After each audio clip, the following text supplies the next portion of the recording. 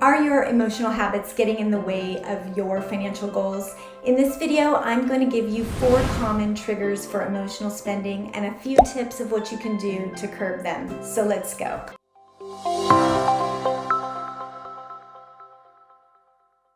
Hey, my name is Jill and welcome to my channel where I give you home money management tips that help you reduce stress and become more empowered when it comes to your finances.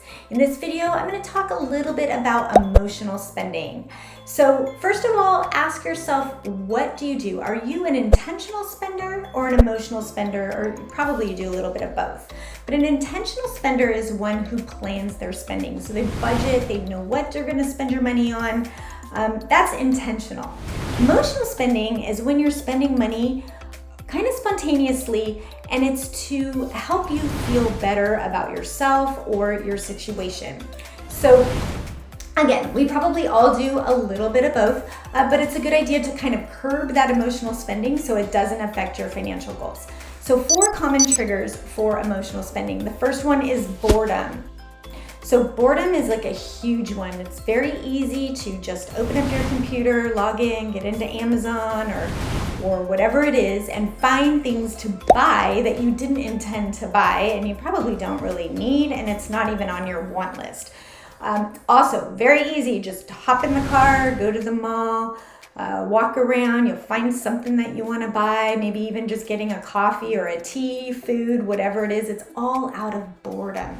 So what do you do if you find that you're spending because you're bored? Well, the first thing is to really acknowledge that you're bored. Now, boredom is just spent up energy, needs to be released. You have no idea what to do. So once you acknowledge, you know what, I'm just really bored, then tell yourself spending money is not going to be the best thing for you to do financially. So you're going to find something else to replace that boredom. So maybe you want to read a book. You know, you can go, the library has free books. There's a lot of sources for free ebooks, free audiobooks. Maybe by getting an audiobook that's not even fiction, that's nonfiction, you can learn a new skill or you can learn some things to curb your boredom. So reading is good. Another thing, you know, go out and garden. Maybe clean up your house a little bit. Get in there and start purging and organizing cabinets and closets, doing things that you haven't done for a long time. Be out in nature, do some exercise, go for a walk, a jog, a bike ride, grab something that you haven't done for a long time, play with your kids in the front yard. Find another way, but acknowledge that you're bored and spending money is not necessarily the best thing for you to do financially. The second thing is social pressure.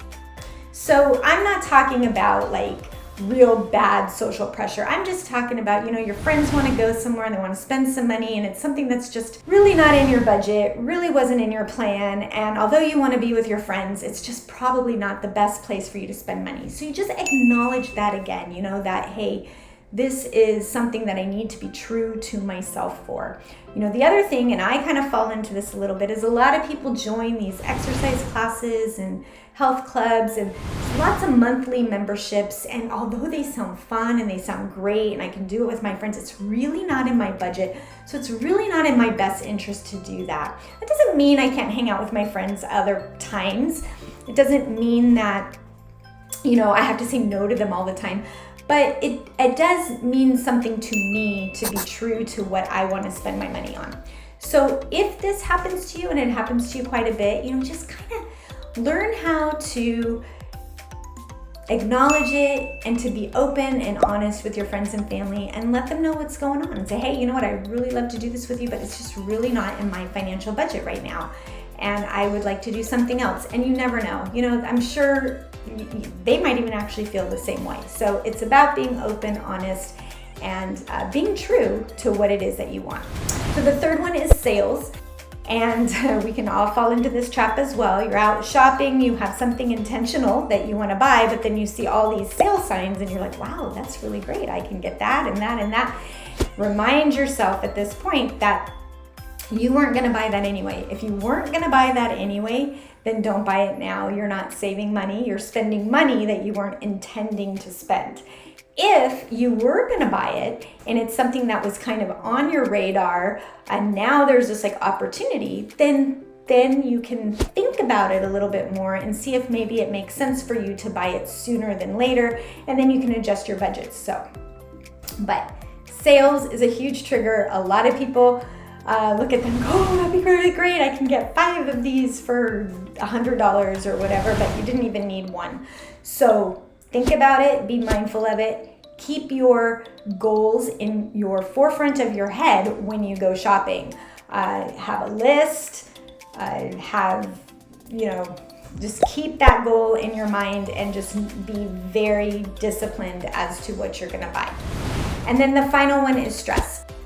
So we do tend to spend money when we're stressed. Sometimes you might say, oh, you know what, I had a really bad day, I deserve that purse. And that's great. You go out, you buy it, you feel great, you smell it, you open it, you love it, it's all wonderful, you're putting it on, and then you get the bill and you're like, oh shoot, what did I do? Now I'm stressed again, and it goes all the way around. So if you find that you're spending money because you're stressed, again, acknowledge it. Acknowledging it is just huge. Knowing what you're doing is like the first step for anything. Once you acknowledge it, you can look at other ways of reducing your stress. So a couple of things that I do that work for me is meditation. And there's a lot of online free meditation apps that you can use. A lot of YouTube videos, very helpful. You can do yoga.